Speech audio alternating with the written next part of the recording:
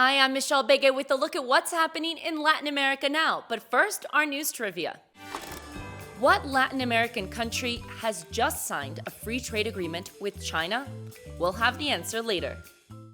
We begin with breaking news from Ecuador, where the impeachment against President Guillermo Lasso started this Tuesday at the National Assembly. But the second day of the political trial never happened. Early Wednesday, Lasso triggered a constitutional clause to dismiss the legislature and call for elections. It also means that Lasso himself, who is supposed to rule until May of 2025, will leave the government early once a new president has been elected in the second half of this year. Lasso is being accused of embezzlement related to a contract between a state-owned company and a private corporation signed in 2018 and renewed in 2020 before Lasso became president. Lasso will now rule by decree under the supervision of the Constitutional Court until the new elections. Peru has extended a health emergency after more than 80 people died this year of dengue fever, mainly in the Amazon area. Dengue is transmitted by a special kind of mosquito, and since mosquitoes lay eggs in the water, the intense rainy season has increased the population of larvae. Authorities launched a campaign in 20 of Peru's 25 departments, fumigating house to house to stop the outbreak. So far, the Ministry of Health reported over 73,000 cases. At least 26 people died in a car crash in the northeastern part of Mexico. The accident occurred on a highway in the state of Tamaulipas when a truck and a passenger van collided. The impact set the passenger's van on fire. Several people, including women and children, resulted severely injured. Let's stay in Mexico because illegal border crossings to the U.S. have increased dramatically after the expiration of what is known as Title 42. My colleague Al Baverstock explains. The US border did not see the migration surge that many had expected, but with security remaining tight, migrants who cross the border without following the rules continue to be expelled.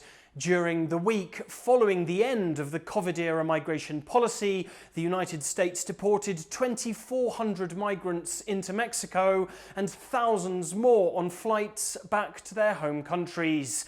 That's because new migration rules demand that migrants apply for asylum in the countries they move through on their route and prohibit migrants from presenting themselves at the southern border without a prior application and appointment through the CBP1 app. All in all, the US migration authorities won't turn migrants away on the basis of COVID-19 health concerns any longer, but the list of other reasons for doing so is longer than ever. Colombia's Navy reported it has decommissioned the largest narco submarine ever recorded, with some 30 meters long and a crew of 3 people. The sub was on its way to Central America with 3 tons of cocaine, valued in over $100 million. Colombia, which is the world's largest cocaine producer, punishes the use and construction of these vehicles with up to 14 years in prison. The first narco sub was discovered back in 1993. And these are the stories we're following for next week. The Panama Canal locks are more than 100 years old, so now authorities that rule the Panama Canal are working to extend their life for another 100 years. Operators seal crevices and cracks of the walls inside the chambers used by hundreds of boats per month. The gates made of steel have also been repaired and rubber parts are being replaced.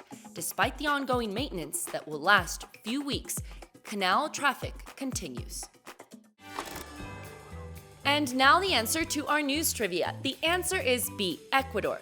After 10 months of negotiation, Ecuador and China finally signed a free trade agreement that may boost Ecuadorian exports to China by as much as 35% during the next 10 years. 99% of the products that Ecuador already exports to China will now have no tariffs. In 2021, Ecuador sold to China some $5.7 billion, but China exported to Ecuador merchandise valued in almost $6.4 billion. And that's it for this week. We'll see you again soon on Latin America Now.